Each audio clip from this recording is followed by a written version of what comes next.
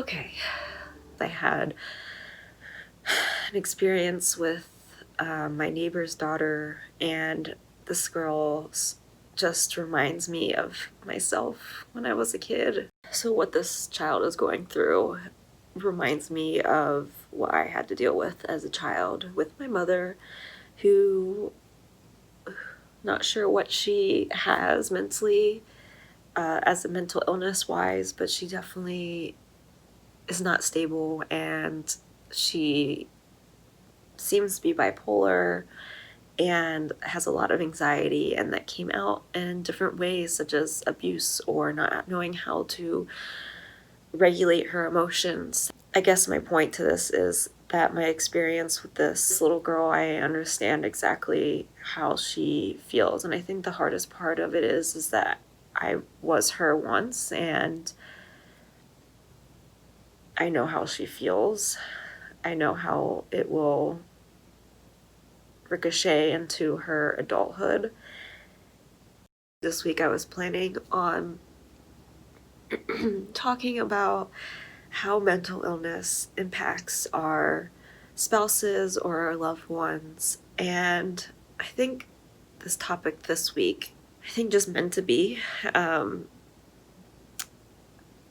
I did a couple of videos about childhood trauma and how it impacts you as an adult.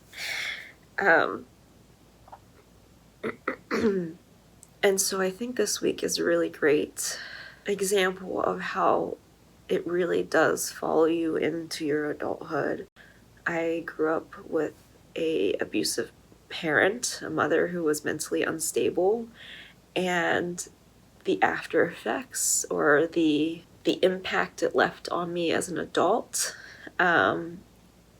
is an example of how mental illness really does it can really take over and consume your entire life. It can consume the people that you love completely, and it can last decades. The repercussions of how you deal with your mental illness can last for decades.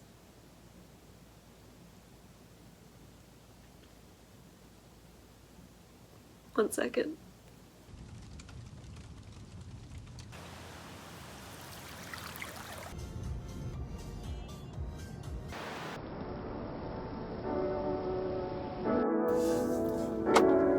Alright, it's been 2 days later since I filmed the last section of this video. I just needed a little bit of time to myself to process and kind of mentally recuperate. It was a little bit emotional, actually very emotional for me, seeing that happen, and I felt a little helpless. I felt like I couldn't really do anything, but yeah, it was something that hit so close to me personally. And yes, before we get into this, I do have a giant unicorn in my car right now. I went inner tubing with my friends yesterday, and yeah, I just haven't taken it out because we're gonna do it tomorrow again. And I figure, why not? Unicorns are pretty damn cool.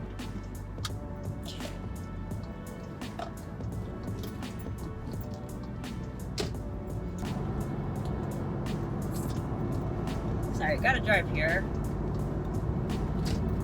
You're probably wondering why I'm filming this in the car, but it just kind of struck that I am ready to talk about this, and now is the time. I'm headed to go surfing with my group of friends that go surfing, and so I figured, why not do both and talk about this now. So the incident that happened the other day, seeing that young girl go through a lot of pain that I explained earlier in this video, it shows how much someone with mental illness impacts the people around them. And for the longest time, I always held myself accountable or blamed myself for being the one who is negatively impacting my loved ones. I think somewhere in the back of my mind, I really did realize that I am someone who is impacted by an individual with mental illness, my mother, and that I'm I don't want to say proof of the impact, but I know firsthand both sides. I know what it's like to be on the receiving end of negatively dealt with emotions and negatively dealt with mental illness, or mental illness that's not treated. And I also see it from my side, from someone who struggles with mental illness. And I'm not perfect, nor is anyone else. That's what makes the world cool and awesome. But it's really hard sometimes being on the end of having mental illness and seeing myself treat other individuals in a way that I wouldn't want to be treated. It can be really difficult to control that, especially with the people that you love. And I guess my whole point to this is it's really difficult to work through mental illness. And I believe that so many times it's the loved ones that are the ones who are suffering too, and maybe just as much, but in different ways. There's so many times that I see myself and I see my mother and myself, because I do truly believe that if I wasn't treated for my anxiety and my depression and my OCD, I would probably be like treating other people like my mom treats other people. I think I would be very similar to her. And a lot of the behavior, especially when I was younger, before getting treatment, you could see her in me, and that's very scary. I am really fortunate to have the treatment that I've had. Not everyone is fortunate enough to have years of therapy and be able to go through that, or have the insurance to have that, or even be diagnosed. Oftentimes, mental illness really does go for a long time untreated, and especially with our parents. I'm 28, my mom is like 63, so she's from a generation that looked at mental illness differently, so she probably never got, well, I know she never got the treatment that she needed. I'm not justifying her abuse towards my brothers and I, but I do see that there's a reason behind why she behaves the way she does, and I see that the abuse that she put on my brothers and I stem from mental illness. And that's just how mental illness can impact loved ones, right? Mental illness does hit differently.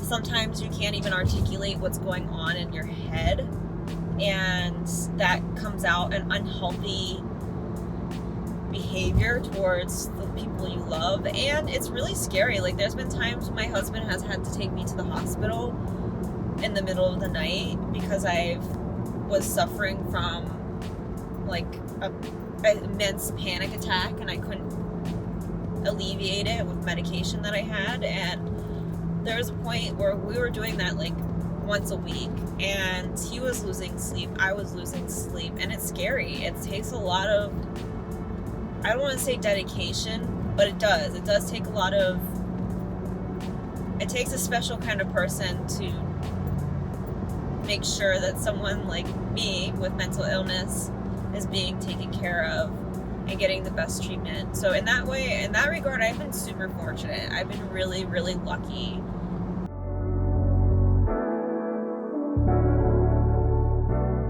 I'll use my anxiety or panic attack as an example. When I have severe moments of panic or anxiety, it literally, my brain is telling me that I'm dying. Even if it's not something that's life-threatening physically, my brain truly believes that I'm dying. My body truly believes that I am in danger, and that like I need to respond in a fight or flight response. And when it gets an extreme overload, for all my brain and my body know, I am dying, even though what set me off could have been one of my little like OCD challenges, or I'm super afraid of vomit, and so if I feel like I'm getting sick, that is a trigger for me. And so I'm not actually dying, I know that rationally I'm not dying, but my body is reacting that way. And so there's not much you can do for that other than write it out, but it's very painful and it's very uncomfortable. Not only for myself, but it's, I think, maybe more stressful in this for my loved ones because they don't know what to do. And in the moment you forget about your loved ones. Wait, that's not your horn. Okay, so I'm finally back home after a long day, and I hope you didn't mind the company of my unicorn. I guess that's all I've got. I apologize that the video seemed a little bit unorganized. I thought that I could start it and then finish it in one sitting, but it was something that was really challenging for me, and so I had to take a break. I hope that you found it relevant or pertinent to your life, and I hope that you liked it. If you did like the video, please like it and subscribe to my channel. I will see you guys next week. Bye!